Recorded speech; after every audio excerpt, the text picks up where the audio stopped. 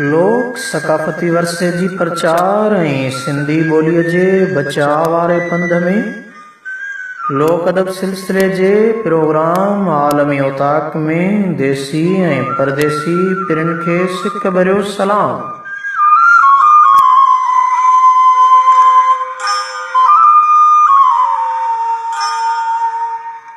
अवां लाइ ही प्रोग्राम सिंध सुगढ़ लोक अदब तंज़ीम सलाद तरफ़ां पेश कयो वेंदो आहे।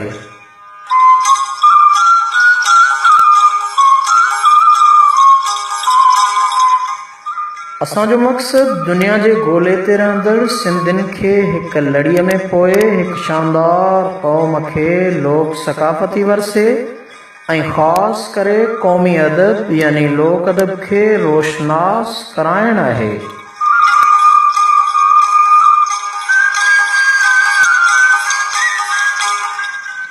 असांजी इहा कोशिश हूंदी त सिंधी सकाफ़त ॿोली तहज़ीब सां गॾु सिंधी लोक अदब जी तारीख़ ऐं उन सां गॾु लोक मौसीक़ी खे घुर्बल मान ऐं मर्तबो ॾियारियूं।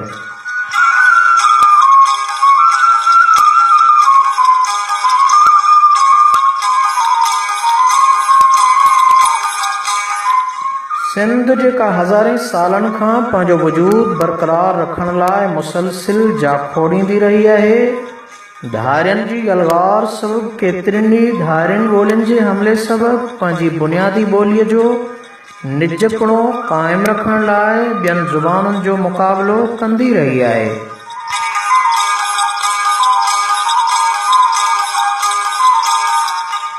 फेसबुक आलमी औताक प्रोग्राम जो मक़सदु आहे त सिंध जे घण घुरनि सां गॾिजी पंहिंजी ॿोली ऐं क़ौमी अदब तोड़े लोक सकाफ़ती वरसे जी वारसी लाइ शऊर पैदा करण लाइ कचहरियूं क़ाइमु करियूं।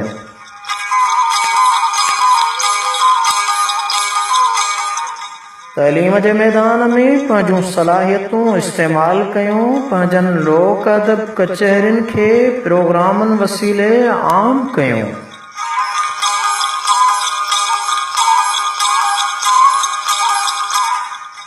ऐं उन सां सिंध वासियुनि खे इहो अहसासु ॾियारियूं त सिंधी लोक सकाफ़ती वरसे जी वारसी करियो।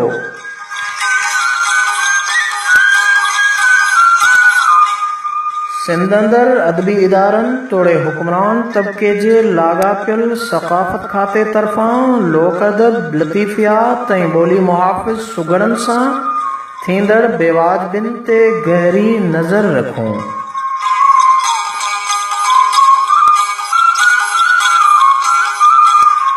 असांजी इहा बि कोशिश हूंदी त सोशल मीडिया नेटवर्क जी बहितरीन ज़रिए फेसबुक ते हलंदड़ आलमी औताक जे हिन प्रोग्राम खे इंतहाई मयारी बनायूं। अॻिते हली करे लोक अदब जे नाले सां यूट्यूब ते हिकु चैनल शुरू करे सघूं, छाकाणि त सिंध जी सकाफ़त ॿोली ऐं लोक सकाफ़ती वरसे जो असुल रूप दुनिया अॻियां आणण लाइ इंटरनेशनल मीडिया में सिंधियुनि जो असराइतो आवाज़ हुजणु ज़रूरी आहे।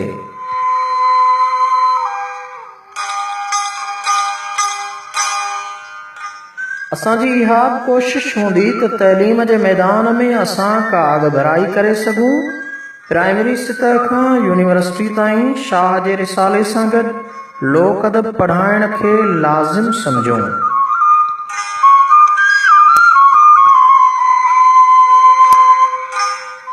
मुंहिंजी ॾेही तोड़े परॾेही सिंधियुनि खे इहा बि गुज़ारिश आहे त लोक अदब सिलसिले खे क़ाइमु रखण लाइ हिन प्रोग्राम आलमी औताक खे पंहिंजो ऐं पंहिंजी सिंधी क़ौम जो आवाज़ सम्झनि ऐं जिते बि लोक अदब या लोक सकाफ़ती वरसे जी प्रचार बाबति जेकी बि प्रोग्राम थियनि था उन्हनि खे समूरी दुनिया में आबाद सिंधियुनि ताईं पहुचाइण लाइ नुमाइंदगी वारो क़ौमी किरदारु अदा कनि।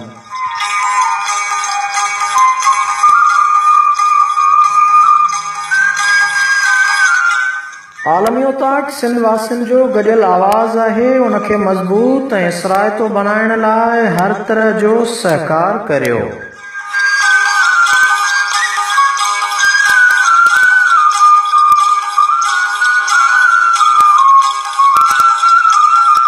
जॾहिं सिंध जा घणगुरा असांजी रहनुमाई ऐं सहकार कंदा त असां सिंधी क़ौम जे लोक सकाफ़ती वरसे ऐं क़ौमी अदब खे मान ॾियारण में ज़रूरु कामयाब थींदासूं।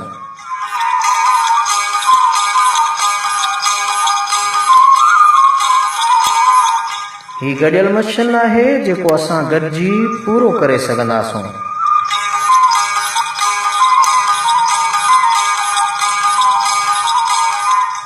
अव्हांखे मालूम आहे त ही साल असां लोक अदब जो साल करे मल्हायूं पिया ऐं लोक अदब बचायो तहरीक हली रही आहे। उन लोक अदब बचायो तहरीक जा 14 नुक़्ता तजवीज़ूं ऐं मुतालबा अव्हां सजणनि जे साम्हूं रखजनि था।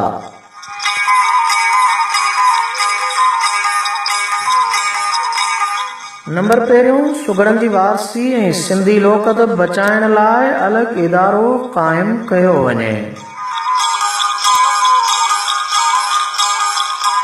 नंबर ॿियो, सकाफ़त खाते जे एंडोमेंट फंड फार्म जे शोबनि वारे खाने में सुगड़ जो जुदा शोबो लिखियो वञे।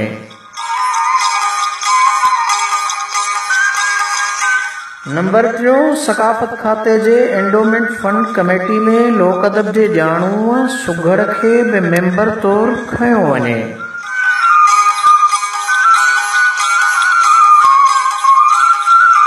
नंबर चौथों, सिंधी ॿोलीअ जे बाख़्तियार इदारे तरफ़ां हर साल लोक अदब जे शोबे जो अलॻि एवॉर्ड ॾियण सां गॾु इदारे जी बोर्ड ऑफ गवर्नर्स में सुगड़नि खे बि नुमाइंदगी ॾिनी वञे ऐं इंसाइक्लोपीडिया जे शोबे में लोक अदब तोड़े सुगड़नि जी तारीख़ सहेड़ण लाइ सुगड़ नुमाइंदा मुक़ररु कया वञनि।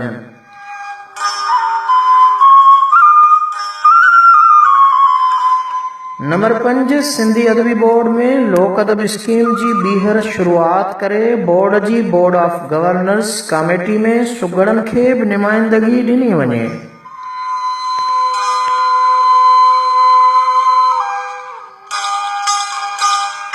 नंबर 6, इंस्टीट्यूट ऑफ सिंधलाजी जामशोरे तरफ़ां एवॉर्डनि वारे मरहले में लोक अदब खे तरजीह ॾेई सिंधलाजी जी म्यूज़ियम ऐं लाइब्रेरी में सुगड़नि जो अलॻि कार्नर क़ाइमु कयो वञे।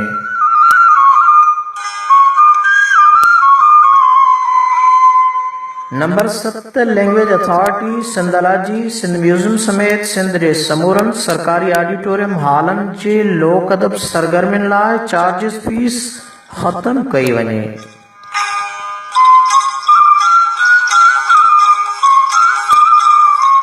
नंबर 8, बीमार सुगड़नि, शाइरनि, अदीबनि, सहाफ़ियुनि, फ़नकारनि जो सरकारी ख़र्च ते इलाज कराइण लाइ डिवीज़न सतह ते कंहिं बि वॾी अस्पताल में सरकारी पैनल क़ाइमु कयो वञे।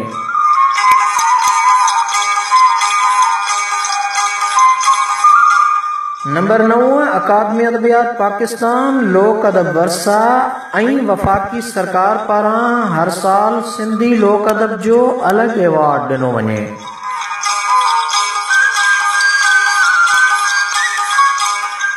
नंबर 10, कारी मोरी हैदराबाद में अॻूणे वज़ीर आला जाम सादिक अली पारां ॾिनल बीड़ो फ़क़ीर सुगड़ हाल खां पिञारी पुलिस जो कब्ज़ो ख़तमु करायो वञे।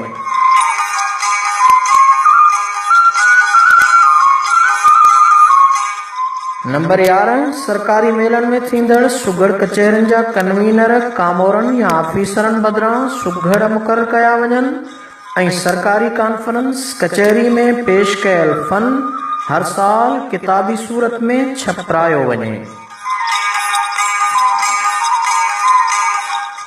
नंबर 12, डॉक्टर नबी बख्श खान बलोच जे नाले सां क़ाइमु doctor Baloch institute, doctor Baloch foundation, doctor Baloch chair समेत समूरा इदारा लोक अदब खे हथी वठाइण लाइ पंहिंजो पंहिंजो किरदारु अदा कनि। नंबर 13, प्राइमरी खां यूनिवर्सिटी ताईं लोक अदब खे नसाब में शामिल कयो वञे।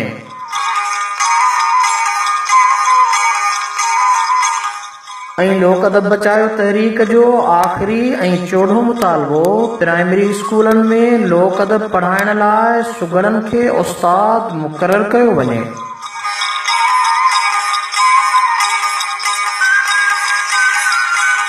जेकरे अवां बिलतीफ़ियात लोक अदब ऐं लोक सकाफ़ती वरसे जी वारसी जा ख़वाहिशमंद आहियो त मुंहिंजी हिन आजिज़ाना इल्तिजा खे शेयर करे हमदर्दी जो सबूत ॾींदा। आलमी उताक में अवां लाइ ही मुख़्तसिर मैसेज सिंध सुघड़ लोक अदब तंज़ीम सलाद तरफ़ां मल्हाइजंदड़ लोक अदब जे हिन साल वारी लोक अदब बचायो तहरीक तरफ़ां शुरू कयल जिद्दोजहद जे पैगाम तौरु पेश कयो वियो।